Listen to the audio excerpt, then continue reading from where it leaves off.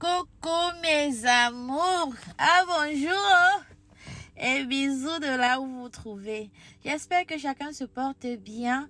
Je viens aujourd'hui avec ma recette de viande hachée accompagnée du riz blanc. Oui, voilà.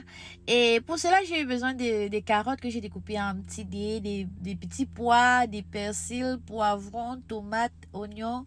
Et puis, des lauriers, ces feuilles de laurier que vous voyez posées au-dessus là. Et voilà ma viande, bien évidemment, c'est la viande de bœuf, je tiens à préciser. Aussi, vous pouvez constater que commence par assaisonner ma viande avec du poivre blanc de Penja. Le secret que je vous livre là. Ensuite, je mets un peu d'ail, du cube, du sel. Et voilà. N'oublions pas que ma mamie était déjà au feu. Et ensuite, on doit macérer cette viande-là de façon à ce que ces assaisonnements-là s'incorporent dans la viande. Vous voyez un peu, non? Voilà. De telle sorte que même cru, vous pouvez la consommer, mais je conseille pas. Maintenant, dans notre huile qui a déjà un peu chauffé, on rajoute des oignons, ensuite des carottes, et puis il sera des petits pois, et etc., etc. Une autre recette voudrait que vous fassiez d'abord griller votre viande dans une marmite. Elle va produire de l'huile, pas besoin de rajouter de l'huile comme je l'ai fait. Et puis griller la viande et ensuite rajouter tous vos ingrédients comme ça au-dessus et assaisonner. Ce sera toujours parfait. Voilà, maintenant que j'ai rajouté mes ingrédients, je vais donc mixer et remixer et mixer jusqu'à ce que le son soit parfait. Désolée, je vais remixer jusqu'à ce que le son soit parfait comme je disais.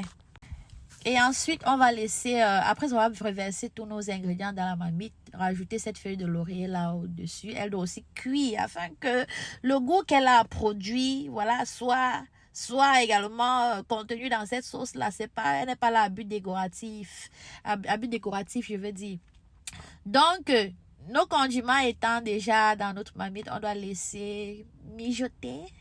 Les Français sur vous maintenant, mijoter. On doit laisser cuire, bouillir, toc ça. Oui, on a laissé mijoter et puis voilà, je rajoute. Parce que j'ai constaté mon assaisonnement aussi n'était pas complet. J'ai rajouté un peu de sel, un peu de cube, un peu de tout ce que vous avez pu constater là. Et maintenant, il était temps pour moi de rajouter ma viande. Et je vous assure, je vous préviens, la viande elle va produire assez d'huile encore. Je sais pas pourquoi j'en ai mis au départ. Il fallait en même temps griller, mais un peu cuire mes condiments, je veux dire. Donc, après avoir mis ma viande, je vais remuer dans tous les sens, comme vous pouvez constater. Et voilà la viande qui produit elle-même son huile. Et ensuite, je vais laisser cuire de manière à extraire. Regardez ce que je rajoute maintenant. C'est là, cette touche spéciale, c'est là. Cet ingrédient, c'est là. On en parle maintenant ou après. Je vous dis maintenant, ou bien alors je patiente encore un peu. C'est une recette. En tout cas, je vous en reparle. Je vous en dirai plus. Très bientôt, de toutes les façons. Je peux profiter même de là pour vous dire, c'est l'une des compositions sur lesquelles nous travaillons actuellement pour tous vos assaisonnements de viande, Bref, je vais pas trop parler maintenant. Voilà, et le goût de ça, tout est prêt, le bim est là. C'est aussi simple que cela paraît. Quand vous mettez la viande sur la bouche, ça fait de l'huile là, ou bien l'eau, whatever. Soyez patient, hein. Quand on prépare, on n'est pas pressé, on est patient, ça va sécher. Et quand ça sèche là, voilà le service. Maman, les goûteurs ont mangé, ils ont encore redemandé.